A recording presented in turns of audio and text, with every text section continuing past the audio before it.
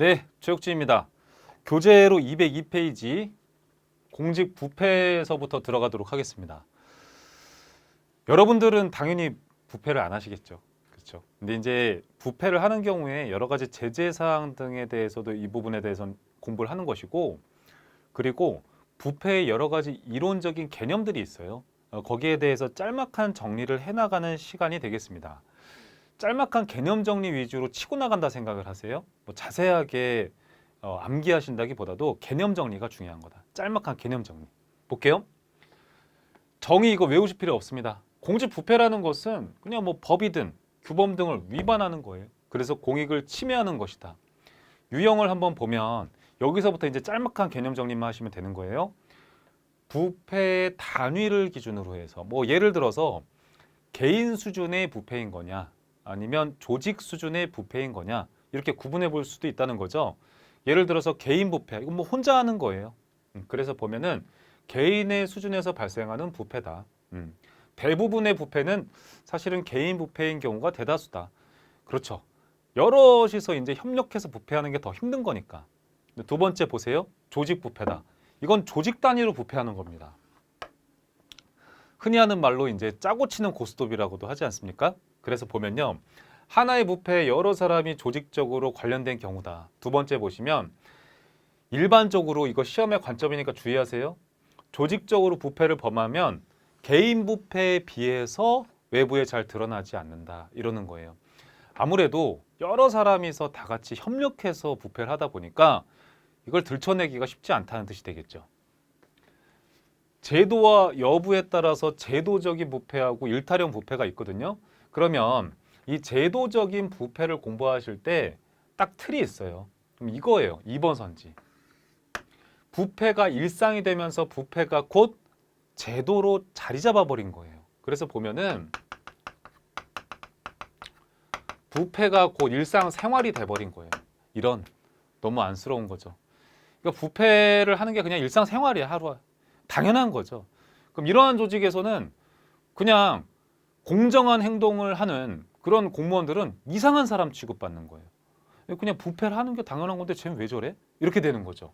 그래서 보면 공식적인 행동 규칙을 준수하면 이상한 사람으로 취급받게 된다. 예시 한번 볼게요. 주의하세요.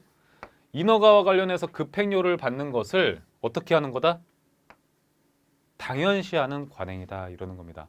그 급행료라는 것은 뭔가 행정 업무를 우리가 이제 서비스를 공급받을 때는 여러 가지 프로세스 절차가 있지 않습니까? 그 나도 이제 나는 급하다 이러면서 빨리 당겨주는 거죠. 절차를 이제 축소시켜 달라고 돈을 공무원한테 주는 거죠.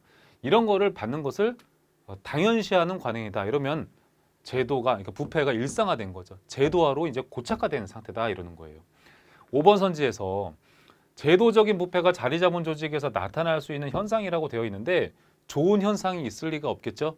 그렇게 접근하시면 되고 일일이 외우실 필요가 없습니다. 디귿번 같은 경우에 한번 볼게요. 실제로 지켜지지 않는 반부패 행동 규범에 대해서 대외적으로 표방을 하게 된다. 우린 부패하지 않겠습니다. 막 그러는 거죠. 거짓말이에요. 그냥 지킬 수 없는 약속을 하는 거죠. 자, 제도와 여부를 기준으로 해서 또 일탈형 부패가 있는데 얘는 어쩌다 부패, 어쩌다 부패. 어쩌다 부패한다. 아까 제도화된 부패는 맨날 그러는 거야. 얘는 어쩌다 한 번 그러는 겁니다. 그래서 보면 일시적인 부패다. 개인 부패에서 일반적으로 많이 발생하고 예시 한번 보시죠. 무허가 업소를 단속하던 공무원이 뭐라 해요? 정상적인 활동을 하다가 그렇게 하다가 금품을 제공하는 특정 업소에 대해서는 단속을 하지 않는다. 그러니까 여기서 이제 정상적으로 잘 하다가 안 하는 거죠. 그러니까 일탈형 부패라고 하는 거예요. 됐죠? 이렇게 포인트가 있어요. 그런 거 중심으로 짤막한 정리를 해나가시는 겁니다. 국민의 용인 가능성을 기준으로 백색 부패, 회색 부패, 흑색 부패가 있다. 이건 제가 간단한 표 하나 그려드릴게요. 물론 여기 해설도 잘 나와 있긴 한데요. 백색이다. 그다음에 회색이다. 흑색이다. 이렇게 있어요. 국민의 용인 가능성이래요. 여기서 이제 용인이라는 것은 용서해 준다 이렇게 이해하시면 좋을 것 같아요. 용인 가능성이다. 백색 부패는 아유 뭐 저 정도야 할 수 있지 뭐 봐주자. 국민들끼리 이렇게 용서해줄 가능성이 되게 크다는 겁니다. 용의 가능성이 높아요. 해주는 거예요. 회색은 야 어떤 국민들은 야 안 되겠는데 용서하지 말자. 어떤 국민들은 아 용서해주자 이러는 거예요. 사람들 사이에서 논란이 있는 거죠. 그러니까 삼각형인 거예요. 흑색은 절대 용서해주지 말자. 이게 바로 각각의 개념이 되겠습니다. 심플하죠?